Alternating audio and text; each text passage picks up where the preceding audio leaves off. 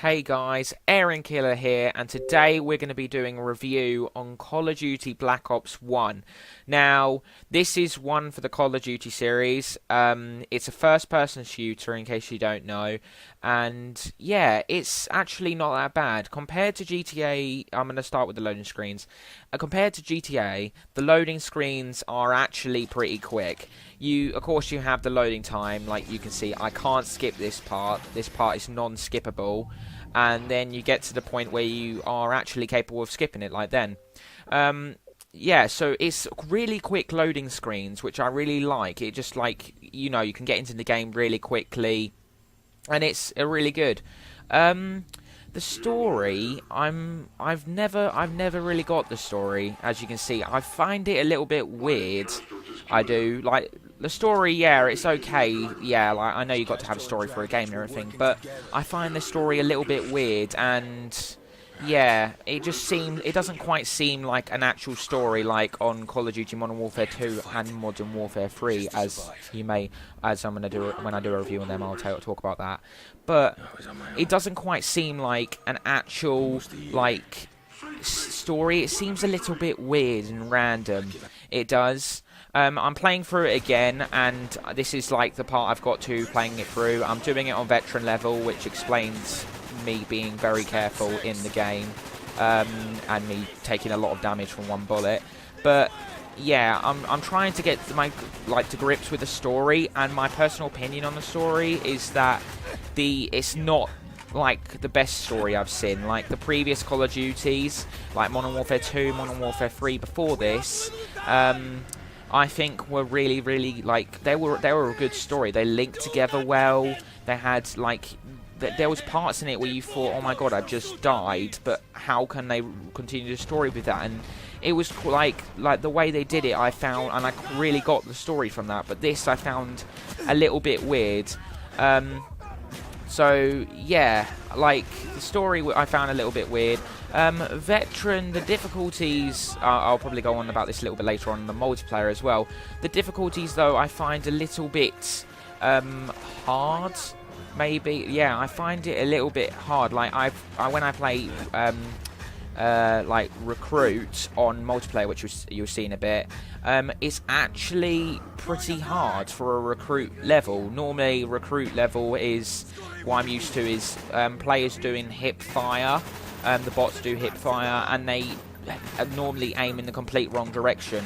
These ones seem to be actually pretty tough. They do. I died a load of times in that part that you've just seen me die at. So yeah, I won't let you see any more of that. Well, I think we're going to have a look at zombies now. Now, the zombies is actually not a bad concept in the game. For its time, it was the first game that had, I think, well, first Call of Duty that had zombies. Of course, I think we had Call of Duty Modern Warfare 2. Oh, no, Call of Duty World at War, which you can see I had some of the maps for. I downloaded the DLCs. Call of Duty World at War was the first zombies, and they took that and went further with it, which is really good. Like, I think Call of Duty World at War didn't have any of the perks or any of the random box. It was literally just weapons on the wall, and you just had to see how long you can survive. This, they've maybe made it a little bit more better, like your, like, you've got the box, you've also got the perks. Which is really good. They've also made one that's called 5. That one's what you're seeing me play now. It's basically based on like the president. You know, it's based where the president is. And there's been a problem that's caused zombies. You've got Dead Ops Arcade, which is a very good concept on it. Dead Ops Arcade is basically just like a fun version. It's like an arcade version of zombies, where you're like bird's eye view, and you just play around with it. It's really fun. And then you've got the original map, which is Kino de Toten or Toten. I don't know how to pronounce it, but yeah, like that's a good map as well. It's just it doesn't quite have any links with it in the story, as I feel like there is no real story, to be honest. The closest you get to a story is basically 5. That's the closest you get. I also feel like Zombies was a bit short on maps. like only 3. I bought the DLCs like the DLC map packs, which is why I have so many maps. But half of the map packs were just like previous World at War maps, and if you didn't buy any of the DLC map packs, then you only had 3 maps, and I felt that a little bit. It was like there wasn't quite enough maps for like fun in it, or there wasn't like maybe like this like quite like in Transit you have to go to a location, unlock Pack-a-Punch and all that. That is pretty good, because you've got even though there's only like 4 maps, I think you got the farm, town, the bus depot and Transit. You got the 4 different types of game modes, but you have some kind of challenge in it. There's like you've got to unlock Pack-a-Punch, you've got to get the power on and all that type of stuff. This is more like just buy doors, get to Pack-a-Punch type stuff. This is I know in Kino der Toten you have to like teleport to the Pack-a-Punch, but really that's still pretty easy. You just buy all the doors to the teleport, switch on the power, link the teleports together and teleport to the Pack-a-Punch when you have enough money. So I still feel like they could have added a few more zombie maps in general, or something, a zombie map with a bit of a challenge, or like to unlock like you know, just a bit like, yeah, just something with a bit of a challenge in it to unlock the Pack-a-Punch. Yeah, it didn't quite have that same thrill that I had with it in Black Ops. I have got with it in Black Ops 2. It didn't.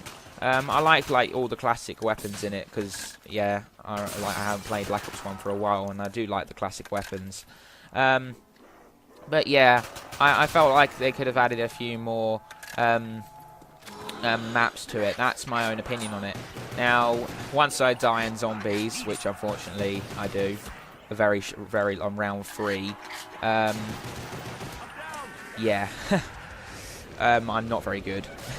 Now we're gonna go and have a talk about multiplayer.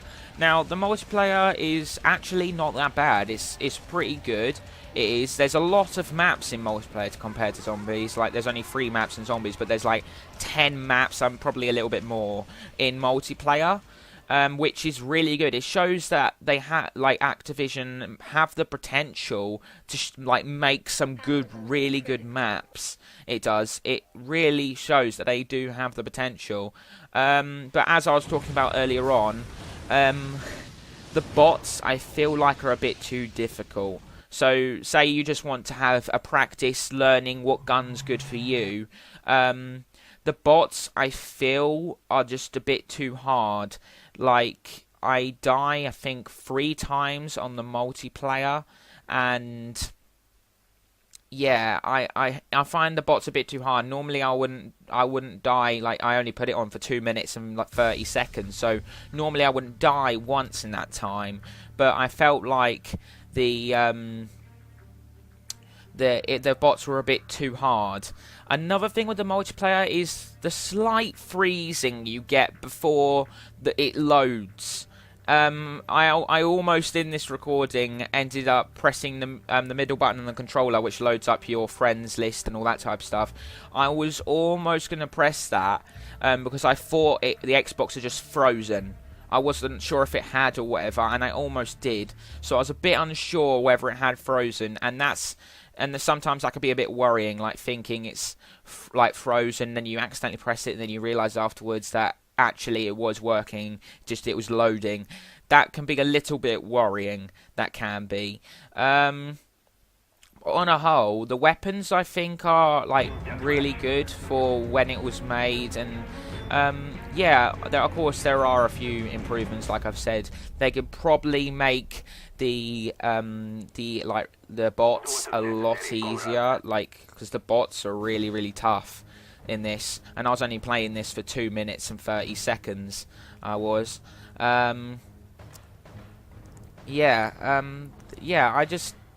it's not a bad game, but you see, I die pretty easily and they aim down the sights. So I know they're trying to act like a bit of realism to it, like every person would aim down the sights anyway. but that's more for regular, I would think. Yeah, I just find the bots a bit too hard. That's my own personal opinion. But on a whole, when you play online, like the proper online, with the Call of Duty series, I tend to get a lot of lag in general. Now, I'm not sure if that's my internet.